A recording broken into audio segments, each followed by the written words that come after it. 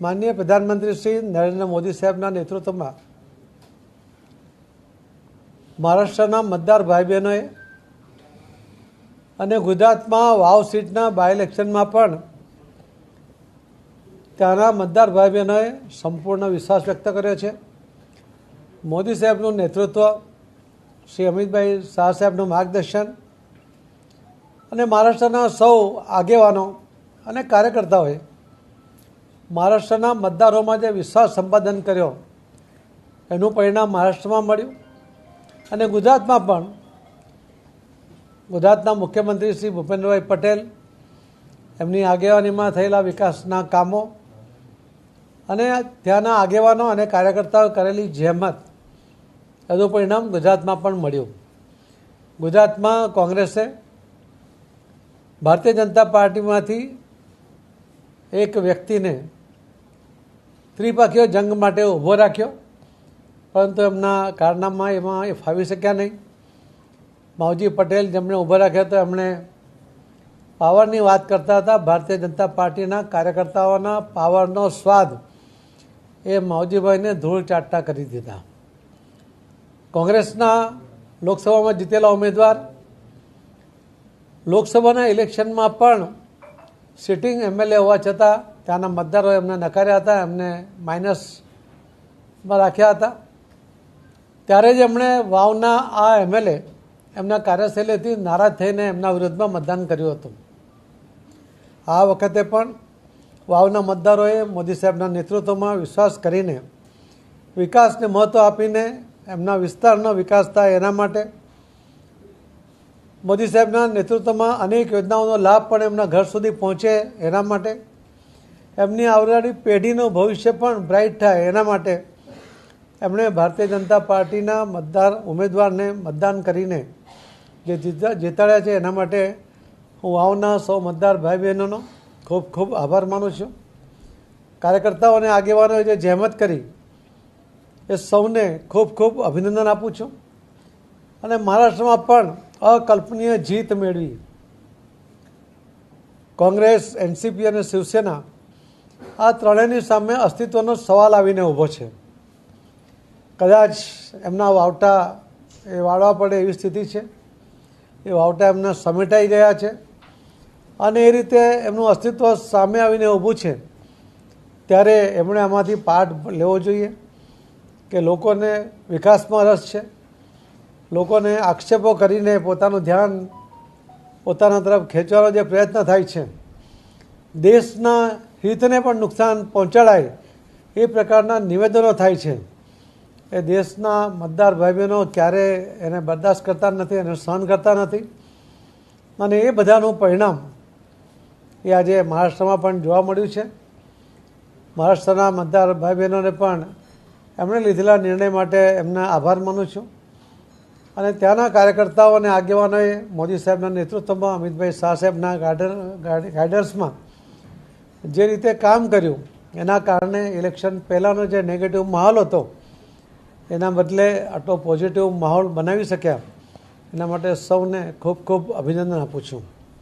અને વિશ્વાસ છે કે મોદી સાહેબના નેતૃત્વમાં દેશ જે રીતે પ્રગતિ કરી રહ્યો છે એના સારા ફળ એ મહારાષ્ટ્રને પણ મળશે જ એવો મને વિશ્વાસ છે. માનનીય પ્રધાનમંત્રી શ્રી નરેન્દ્ર મોદી સાહેબના નેતૃત્વમાં મહારાષ્ટ્રના મતદાર ભાઈ બહેનોએ અને ગુજરાતમાં વાવ સીટના બાય ઇલેક્શનમાં પણ ત્યાંના મતદાર ભાઈ બહેનોએ સંપૂર્ણ વિશ્વાસ વ્યક્ત કર્યો છે. મોદી સાહેબનું નેતૃત્વ, શ્રી અમિતભાઈ શાહ સાહેબનું માર્ગદર્શન અને મહારાષ્ટ્રના સૌ આગેવાનો અને કાર્યકર્તાઓએ મહારાષ્ટ્રના મતદારોમાં જે વિશ્વાસ સંપાદન કર્યો એનું પરિણામ મહારાષ્ટ્રમાં મળ્યું અને ગુજરાતમાં પણ ગુજરાતના મુખ્યમંત્રી શ્રી ભૂપેન્દ્રભાઈ પટેલ એમની આગેવાનીમાં થયેલા વિકાસના કામો અને ત્યાંના આગેવાનો અને કાર્યકર્તાઓ કરેલી જહેમત એનું પરિણામ ગુજરાતમાં પણ મળ્યું. ગુજરાતમાં કોંગ્રેસે ભારતીય જનતા પાર્ટીમાંથી એક વ્યક્તિને ત્રિપક્ષીય જંગ માટે ઊભો રાખ્યો, પરંતુ એમના કારનામા એમાં એ ફાવી શક્યા નહીં. માવજી પટેલ જેમણે ઊભા રાખ્યા હતા એમણે પાવરની વાત કરતા હતા. ભારતીય જનતા પાર્ટીના કાર્યકર્તાઓના પાવરનો સ્વાદ એ માવજીભાઈને ધૂળ ચાટતા કરી દીધા. કોંગ્રેસના લોકસભામાં જીતેલા ઉમેદવાર લોકસભાના ઇલેક્શનમાં પણ સિટિંગ એમએલએ હોવા છતાં ત્યાંના મતદારોએ એમને નકાર્યા હતા, એમને માઇનસમાં રાખ્યા હતા. ત્યારે જ એમણે વાવના આ એમએલએ એમના કાર્યશૈલીથી નારાજ થઈને એમના વિરુદ્ધમાં મતદાન કર્યું હતું. આ વખતે પણ વાવના મતદારોએ મોદી સાહેબના નેતૃત્વમાં વિશ્વાસ કરીને વિકાસને મહત્ત્વ આપીને એમના વિસ્તારનો વિકાસ થાય એના માટે મોદી સાહેબના નેતૃત્વમાં અનેક યોજનાઓનો લાભ પણ એમના ઘર સુધી પહોંચે એના માટે એમની આવનારી પેઢીનું ભવિષ્ય પણ બ્રાઇટ થાય એના માટે એમણે ભારતીય જનતા પાર્ટીના ઉમેદવારને મતદાન કરીને જે જીતાડ્યા છે એના માટે હું વાવના સૌ મતદાર ભાઈ બહેનોનો ખૂબ ખૂબ આભાર માનું છું. કાર્યકર્તાઓ અને આગેવાનોએ જે જહેમત કરી એ સૌને ખૂબ ખૂબ અભિનંદન આપું છું. અને મહારાષ્ટ્રમાં પણ અકલ્પનીય જીત મેળવી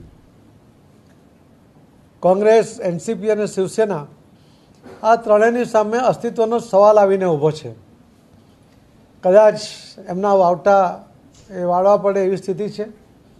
એ વાવટા એમના સમેટાઈ ગયા છે અને એ રીતે એમનું અસ્તિત્વ સામે આવીને ઊભું છે.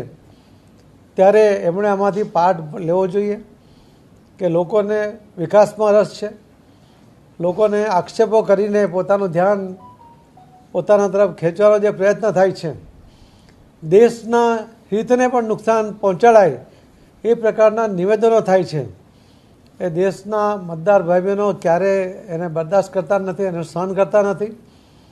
અને એ બધાનું પરિણામ એ આજે મહારાષ્ટ્રમાં પણ જોવા મળ્યું છે.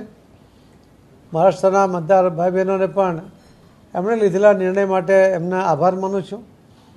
અને ત્યાંના કાર્યકર્તાઓ અને આગેવાનોએ મોદી સાહેબના નેતૃત્વમાં, અમિતભાઈ શાહ સાહેબના ગાઈડન્સમાં જે રીતે કામ કર્યું એના કારણે ઇલેક્શન પહેલાંનો જે નેગેટિવ માહોલ હતો એના બદલે આટલો પોઝિટિવ માહોલ બનાવી શક્યા. એના માટે સૌને ખૂબ ખૂબ અભિનંદન આપું છું. અને વિશ્વાસ છે કે મોદી સાહેબના નેતૃત્વમાં દેશ જે રીતે પ્રગતિ કરી રહ્યો છે એના સારા ફળ એ મહારાષ્ટ્રને પણ મળશે જ, એવો મને વિશ્વાસ છે.